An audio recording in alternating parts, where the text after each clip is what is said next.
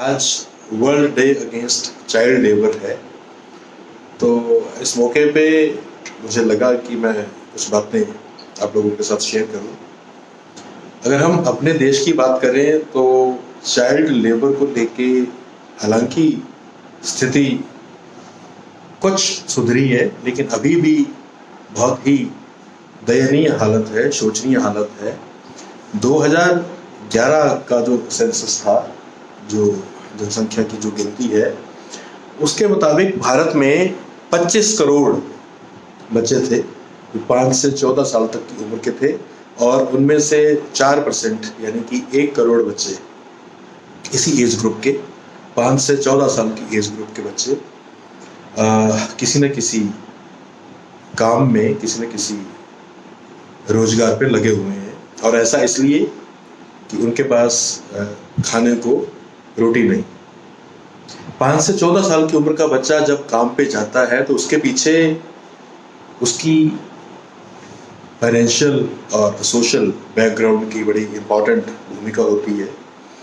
और 1 करोड़ बच्चे अगर हिंदुस्तान में इस 20वीं शताब्दी में हम देखें, ये 2011 के आंकड़े हैं, तो मुझे लगता है कि निहायत शर्मनाक स्थिति है ये हमारे देश के लिए, हमारी सरकार के लिए। और उन बड़े बड़े दावों की ये पोल खोलती है जिसमें ये कहा गया है कि सरकार आपके द्वार।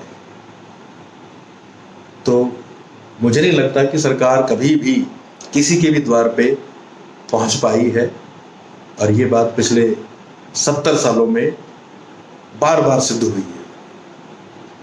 महात्मा गांधी ने कहा था कि डेमोक्रेसी का फायदा तब है जब पुअरेस्ट ऑफ द पुअर को उसका फायदा मिले। और अगर हम अपने देश की बात करें तो पिछले 70 सालों में ऐसा नहीं हो पाया है। ठीक है, over a period of time गरीबी दर में कमी आई है, साक्षरता का जो प्रतिशत है वो बढ़ा। आज का जो मेरा मैसेज है वो ये कि इन दिनों भी एक बड़ा ही जहरीला माहौल बना हुआ है स्कूल्स के खिलाफ, खासतौर से प्राइवेट स्कूल्स के खिलाफ, कि शिक्षा बहुत महंगी है। तो उन सब लोगों से आज मेरा ये सवाल है कि क्या वाकई शिक्षा महंगी है?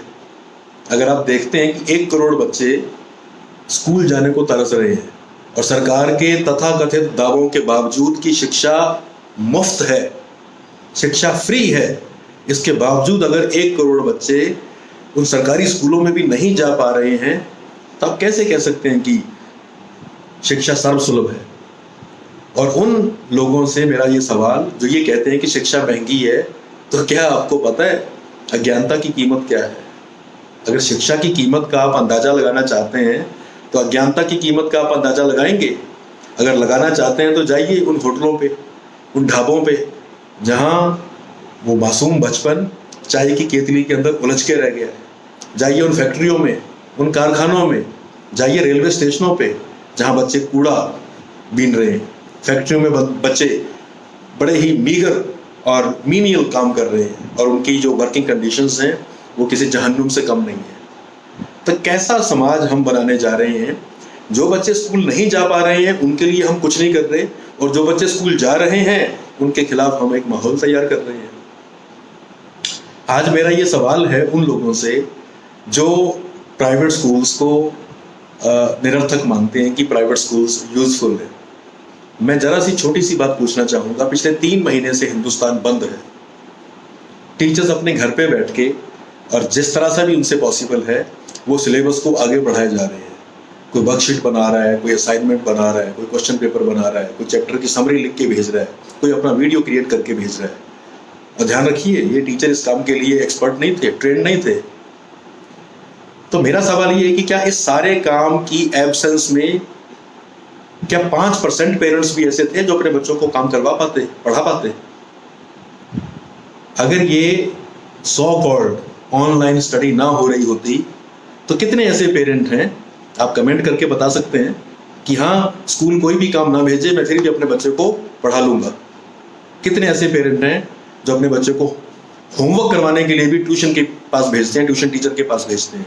और रही बात इन दिनों, तो आप भूल जाइए कि अगर स्कूल आपको काम देना बंद कर दे तो आप अपने बच्चे को पढ़ा पाएंगे।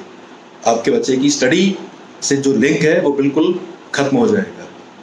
तो अगर हम ये नहीं कह रहे हैं कि आप हमारा एहसान जताएं, नहीं, बिल्कुल ज़रूरत नहीं, क्योंकि हम अपना फ़र्ज़ अदा कर रहे हैं। बिल्कुल हमें आपकी तरफ से थैंक यू भी नहीं चाहिए, लेकिन कम से कम इस किस्म का जहर वातावरण में ना फैलाइए कि स्कूल्स ऑनलाइन स्टडी के नाम पे ढोंग कर रहे हैं, दिखावा कर रहे हैं, क्योंकि आपको भी पता है कि आखिरकार आपके बच्चे पढ़ रहे हैं, और कम से कम वो खुशकिस्मत हैं कि वो पढ़ रहे हैं, स्कूल्स बंद हैं, फिर भी उनके टीचर उनको स्टडी से जोड़ के रखे हुए हैं, और उन बच्चों से लाखों दर्जे अच्छे हैं जो आज चाय की दुकान पे, फैक्ट्रियों में काम कर रहे हैं या फिर कूड़ा बीन रहे हैं। तो हमें शुक्रगुजार होना चाहिए हर उस चीज़ का जो हमारे पास है, जो हमारे हाथ में है, और बिना वजह माहौल ख़राब करने वाले लोगों से मैं ये रिक्वेस्ट करूँगा कि सरकार ने लॉकडाउन ख़त्म होने के बाद से हर चीज़ का रेट बढ़ाया है, हर चीज़ का। और आप भी, चाहे वो लॉकडाउन था, चाहे वो लॉकडाउन अनलॉक है, आप भी हर किसी चीज़ पे पैसा खर्च कर रहे हैं। किसी व्यक्ति ने अपनी ज़रूरतें कम नहीं करी, सीमित नहीं करी। तो पढ़ाई अगर चल रही है तो पढ़ाई को एक लग्जरी या फालतू चीज़ मत मानिए। मेरे हिसाब से ज़िंदगी की किसी भी ज़रूरत से ज़्यादा ज़रूरी स्कूल एजुकेशन है।